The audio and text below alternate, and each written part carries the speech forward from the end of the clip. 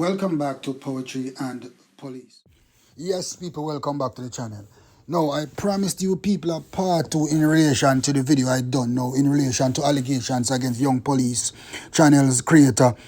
Allegations about how he shot a JDF soldier in the Seaview Gardens area during the gas crisis. Now, this is part 2. So, big up the Jamaica Young Police channel. Sir P. You large. Popeye's News, big up yourself. Alright, let's go into the thing right now. Listen, I was stationed in Seaview Gardens for years. I used to be in charge of crime in Seaview Gardens, so I have a wide knowledge of Seaview Gardens area. In the first place, they never wanted a police station in Seaview Gardens. Well, not the good people, but the criminals never wanted a police station in Seaview Gardens. But let me tell you about something about Seaview Gardens. Seaview Gardens is one of the best communities in the St. Andrew South area. I'm telling you that. Because Seaview have more good people in that one community more than any other community that I have worked in the St. Andrew South area. So big up the good people of Seaview Gardens. Big up Seaview Gardens every day, every time. Good people there at Seaview. No, like I said, they never wanted the police station. The criminal elements in Seaview Gardens never wanted the police in the area. So they will try and find everything to get rid of the police out of the area. So listen now, to the matter at hand now. In the gas crisis, there was an incident that took place out by Seaview Gardens entrance and Spanish Town Road intersection that was involved with some boys from the Seaview Gardens here, and shots were fired and things like that. Now, these men now from Seaview Gardens were not happy with the whole thing, and at the same time they did not want the police station in the area. So this is what they do. They were trying everything to get rid of the police out of the area once they realized that the police was there to stay.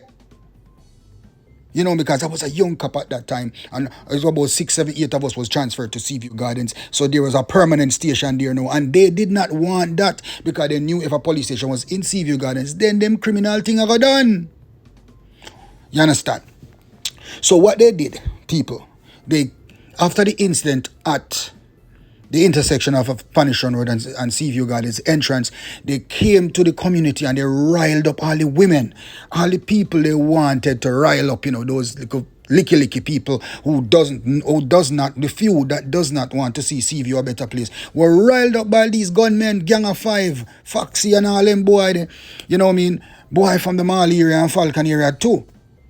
Tyrone and them boy that used to operate under Courtney Bowers, who did not want the good police in Seaview Gardens because they realized the police stand for good in Seaview Gardens, and Seaview Gardens the community would change to a good community, and they did not want that because they wanted control over the Seaview Gardens community. So this is what they did, and I'm going to point out to the spots on the video right now. Hold on. So after the incident, as you seen on the video, people were lined up where the red marks are. That is where the people were lined up, demonstrating and making a whole lot of noises.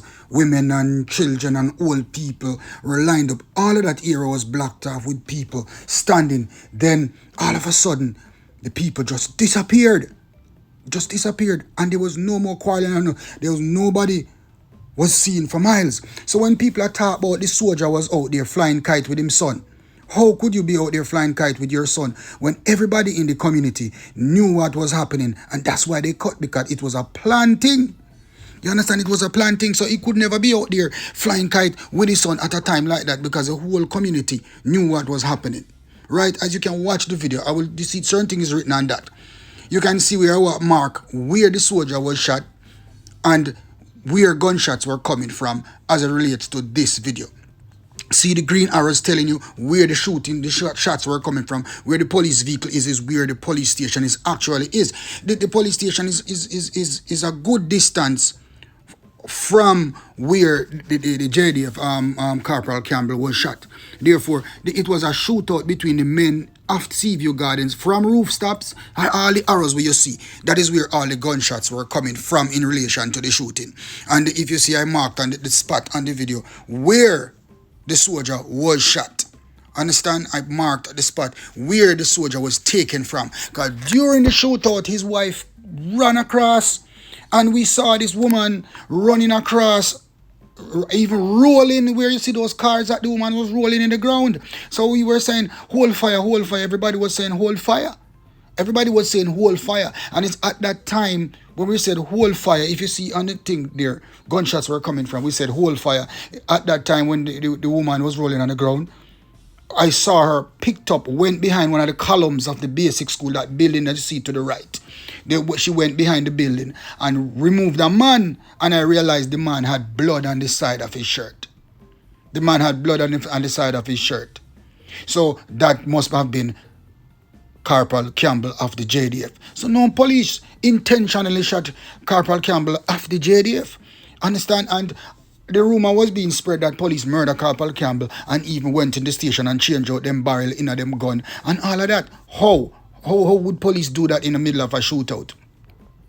And the thing, the questions that have been asked, the people were saying at the time of the shooting that,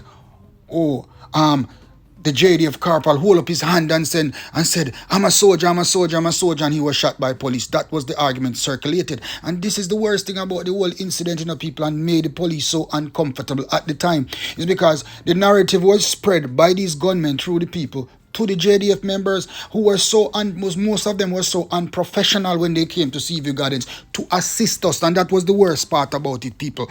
The soldiers were sent to Seaview Gardens to assist us at the night of the incident, and they were mumbling and talking things about police kill soldier. So unprofessional of them that we went out on foot patrol with the soldiers, and you know what? I was so uncomfortable that I went back to the sergeant and we said, listen, we prefer to go out by ourselves. We don't want these soldiers with us, because the way the soldiers were behaving is like they would have shot us in the back the first chance that they got. Because guess what? The JDF was made to believe that police murdered the man. And it was not so. Police did never murder the corporal. Because I keep asking myself the question from that time until now. You're a trained member of the JDF. Once gunshot are fired, the first thing you should do is take cover. Why were you in the war zone? Because obviously everybody in the community knew that what was going to happen, because it was a planting. So how come you never knew about that they planned it? And everybody, when shots start fired, how on earth did you still find yourself in that era, in the middle of a shootout when gunshots are fired? It's either you were caught, fine, or you were a part of the shootout. You were a member of the warring factions against the police. That is the only conclusion I can come up with. So now, this incident had happened a long time ago. And this man now, this blogger now, who I don't know what he feels like to dig up a can of worms now and bring the family forward. Yes, I know the family. When you lose a loved one, it is hard. My condolences to the family of the JDF Corporal Campbell, my condolences. But he was shot in a crossfire or questionable circumstances. That is all I am trying to say to you. The blogger also alleged, as a rumor him has spread, also alleged that the policeman charged that gun barrel were switched, and that the policeman charged were not the one, and there was corruption and one bag of thing. Let me clear this up. So you are telling me that the ballistic department of the Jamaica, of the forensic department, intentionally alluded that the barrel of that policeman's gun were taken from the soldier. Remember, the bullet was matched by ballistics. All right, if police want to cover up something then, and if the ballistics were so corrupt, why did they say that the bullet taken from the soldier was from an unknown source then? So would have said it must be the other gunmen who were firing it. Why didn't the ballistics say that if the ballistics were so corrupted? It is what it is. And the policeman was charged.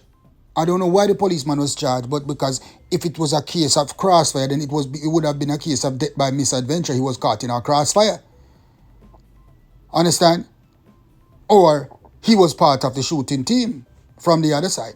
That is only two conclusions. And I think the best result was that he was caught in a crossfire, and then the police was charged. The police was just a scapegoat. No police should have been charged in the incident because it was not a matter of murder. No police should have been charged. It was not a matter for any police to be charged. The station was attacked and the police defended themselves, which we had the right to do. I was on the front line and was one of the three first police outside of the station when the gunshot started fire. Matter of fact, the shot started fire at myself and two other police officers who I'm not going to mention here. We were the first victim of the shooting. And Christopher Porter was not at the scene. The Hunts Bay police tried to come, the CIB tried to respond to the shooting, but the roads were blocked in the roads leading to the station. When they finally reached, they left the cars and the cars were burnt.